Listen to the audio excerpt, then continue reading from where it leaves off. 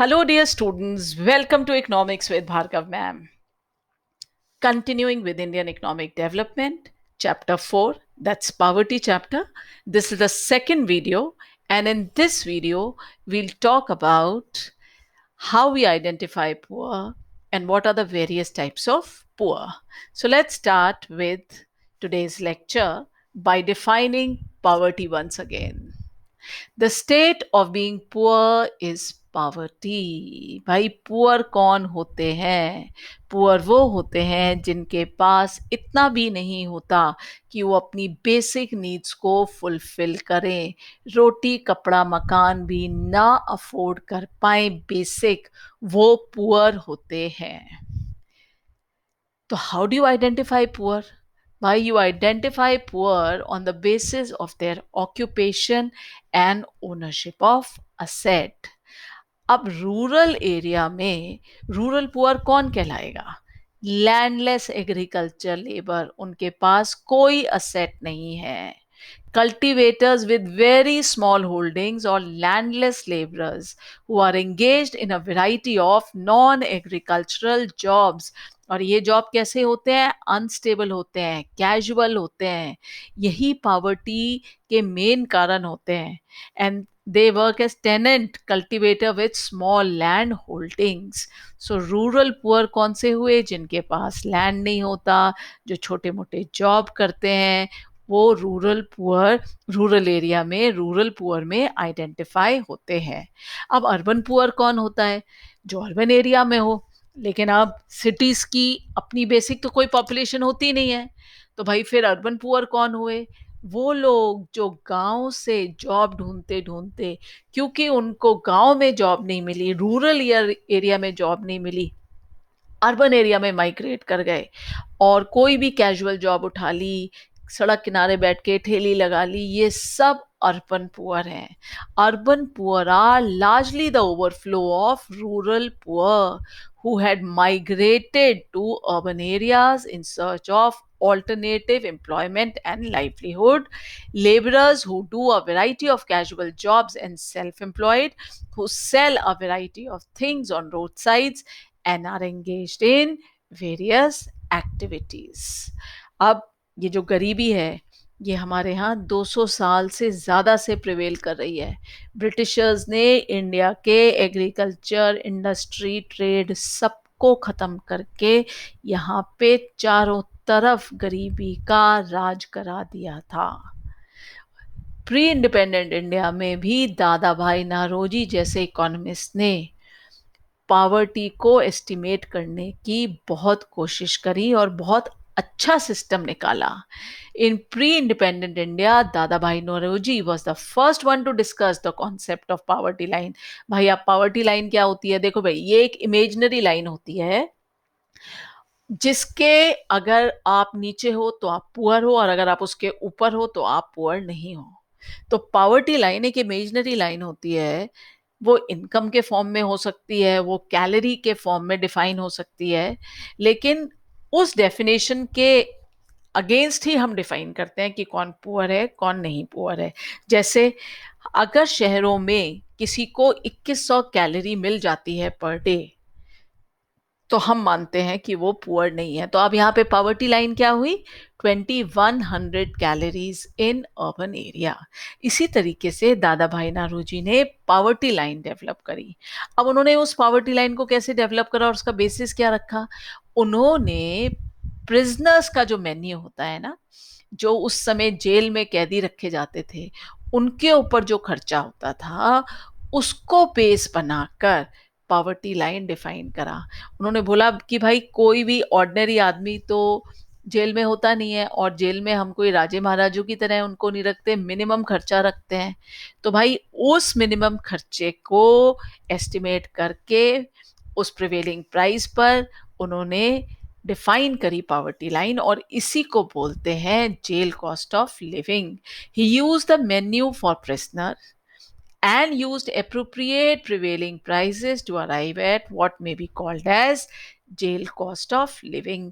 अब उन्होंने एक सिंपल सा फॉर्मूला यूज किया। उन्होंने कहा कि पॉपुलेशन को अगर हम 3 भाग में बांटें, तो एक भाग बच्चे होंगे, और एक भाग लेडीज और एक भाग आपके मेन होंगे। सो बच्चे दो तरीके के होंगे, छोटे बच्चे बहुत जो बिल्कुल कुछ नहीं खाते, और थोड़े बच्चे जो खाना खाते हैं लेकिन बड़ों के जितना नहीं खाते, बड़ों से आधा खाना खाते हैं। तो उन्होंने इस फॉर्मूले को यूज करते हुए जेल कॉस्ट ऑफ लिविंग निकाली। He said only adults stay in jail, whereas in actual society there are children too. He assumed that one third population consisted of children. And अब इस वन थर्ड में से half of them consume very little, while other half consume half of the adult diet. आधे बच्चे तो बिल्कुल ही बहुत छोटे थे तो वो कुछ नहीं खाते थे, इसलिए उसको जीरो से मल्टीप्लाई करा। और जो बाकी बच्चे थे वो बड़े जितना तो नहीं खा सकते, उनसे आधा खाते थे। तो ये जो बाकी आधे बच्चे थे उनके हाफ डाइट से मल्टीप्लाई करा, और बाकी जो टू थर्ड थे उनको फुल से करा। तो जो पूरी कैलकुलेशन के बाद आया वो आया 3/4 ऑफ फुल एक्सपेंडिचर। अब इसका क्या मतलब हुआ? The weighted average of consumption of three segments gives the average poverty line, which comes out to be 3/4 of adult jail cost of living, जो एक प्रिजनर पर खर्चा होता है। अगर कोई बंदा वो 3/4 खर्चा भी ना अफोर्ड कर पाए तो वो पुअर है। अब बहुत सारे मैकेनिज्म आज़ादी के बाद डेवलप हुए हैं पुअर्स को आइडेंटिफाई करने के। Now different mechanisms in post independent India to identify number of poor in the country. The mechanism to identify the number of poor in the country were 1962 में planning commission ने form करा study group. In 1979 another body called task force on projection of minimum needs and effective consumption demand was formed. फिर 1989 और 2005 में expert group बना था identify करने के लिए पुअर को। तो ये कंटिन्यूसली एक एफर्ट चलता रहा है। और पॉवर्टी को डिफाइन करने के लिए हम लोगों को दो कैटेगरी में डिवाइड करते हैं, first who are poor and second who are not so poor या नॉन पुअर्स। अब जो पुअर की कैटेगरी है उसके अंदर तीन कैटेगरीज हुई। एक वो जो एब्सोल्युटली पुअर है, हु आर वेरी पुअर और पुअर, यानी कि सबसे गरीब, उससे कम गरीब और सबसे कम गरीब।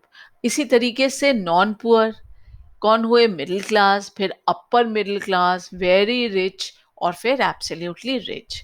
अब पॉवर्टी पढ़ रहे हैं तो हम पॉवर्टी को कैटेगराइज करेंगे। पॉवर्टी को कैटेगराइज करने के बेसिकली दो तरीके निकाले हैं। एक निकाला है जो क्रॉनिक पुअर है। क्रॉनिक का मतलब जो एब्सोल्युटली वेरी पुअर है, जैसे it will include people who are always poor, जैसे ये बेगर्स होते हैं, जैसे ये रोड साइड पे रहने वाले होते हैं, and those who are usually poor but who may sometimes have a little more money. इनके पास कभी कभी थोड़ा बहुत सा पैसा आता है लेकिन ये होते गरीब ही हैं। All these groups together are termed as chronic poor. और जो ट्रांजिएंट पुअर होते हैं वो कौन से होते हैं? वो ट्रांजिशन में होते हैं। देखो, वो वेरी पुअर या एब्सोल्युटली पुअर नहीं होते। ये सबसे पहले कैटेगरी है चर्निंग पुअर, उसके अंदर जो रेगुलरली कभी गरीब हो जाते हैं, कभी गरीबी से बाहर आ जाते हैं। गरीब कब होते हैं? जब उनके पास नौकरी नहीं होती, इनकम का कोई साधन नहीं होता, जैसे small farmer, seasonal farmers, workers. ये गरीबी रेखा के ऊपर नीचे जाते आते रहते हैं डिपेंडिंग अपॉन उनकी इकोनॉमिक या उनको किस तरीके का एम्प्लॉयमेंट मिल रहा है। फिर occasionally poor who are rich most of the time, लेकिन कभी कभी बिजनेस ठप होने की वजह से या नौकरी छूटने की वजह से ये गरीबी रेखा के नीचे आ जाते हैं। तो जो ट्रांजिएंट पुअर होते हैं वो एक्चुअली पुअर नहीं होते हैं, वो होते हैं पुअर लेकिन वो regularly in and out move करते हैं, किसी सर्कमस्टेंस की वजह से पुअर हो जाते हैं। और तीसरी कैटेगरी तो थी जो पुअर नहीं है। I hope all these concepts are clear to you because this is very important. MCQ में chronic, transient ये continuously पूछते हैं।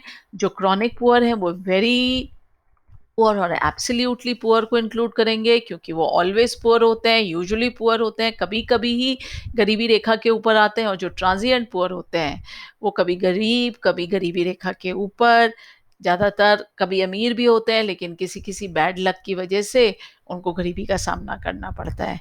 तो ये 2-3 बार आप एक वीडियो सुनिए, लाइक एंड सब्सक्राइब करिए, जिससे आपको कंटिन्यूअसली वीडियो की अपडेट मिलती रहे।